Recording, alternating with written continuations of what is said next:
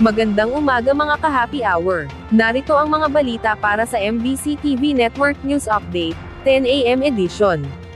Sa trending and viral news, 127-year-old Philippine flag, natuklasan ng isang historian sa probinsya ng Antique. Ating silipin ang trending tungkol sa 127-year-old Philippine flag, kasama si Rovic Manuel. Isang 127 years old na watawat ng Pilipinas ang natuklasan ng isang local historian na si Errol Santillan sa Antique. Ayon kay Santillan, natagpuan niya ang naturang watawat sa pangangalaga ng pamilya ni 2nd Lieutenant Ruperto Abellon.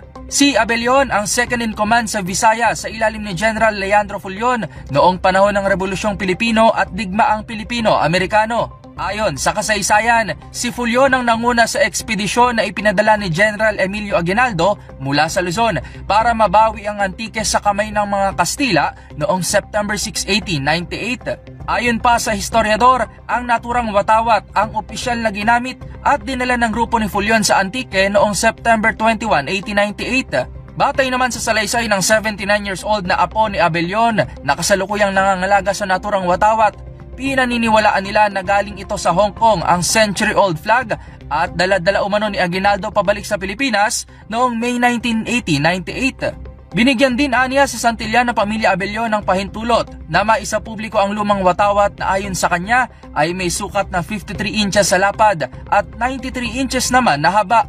Samantala, kwento ni Santillan na nagsilbi rin bilang dating board member sa probinsya, nagsimula ang kanyang misyon sa paghahanap ng naturang watawat nang makita ito sa isang lumang larawan. Aniya, pamilyar umano ang litrato na kalaunan ay napag-alaman niyang kuha pala ng kanyang ama na nagsilbing official photographer ng mga Abellon. Sa ngayon, nakikipag-ugnayan na si Santillan sa National Historical Commission of the Philippines para ideklara ang watawat bilang isang national treasure at kilalanin bilang mahalagang bahagi ng kasaysayan sa Pilipinas. Para sa DZRH TV, ito si Rovic Manuel, una sa Pilipinas, una sa Pilipino.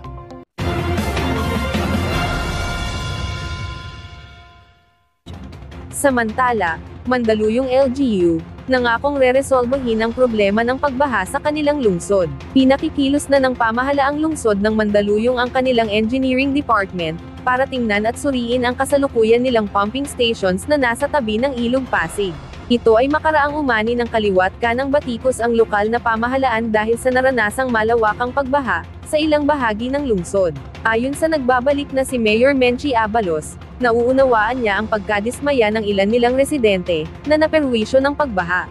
Kaya naman humihingi siya ng pangunawa, lalo't gumagawa naman sila ng paraan upang maresolba ito sa lalong madaling panahon. Hindi na siguro tugma yung pumping station na kinabet 10 years ago sa volume ng ulan. Kaya bear with me, gagawin ko naman lahat ng ating mga kaya, lahat ng ating mga drainage pinalilinis ko. Kaya lamang talagang siguro sa dami ng volume ng tubig, hindi na kinakaya. Pero I will do my best and then I will check with my engineering kung ano ang pinakamagandang solusyon para itong baha hindi na magtuloy-tuloy. At yan ang mga balita para sa MBC TV Network News Update, 10 AM edition. Abangan ang mga susunod na balitaan mamaya, para sa 11 AM edition.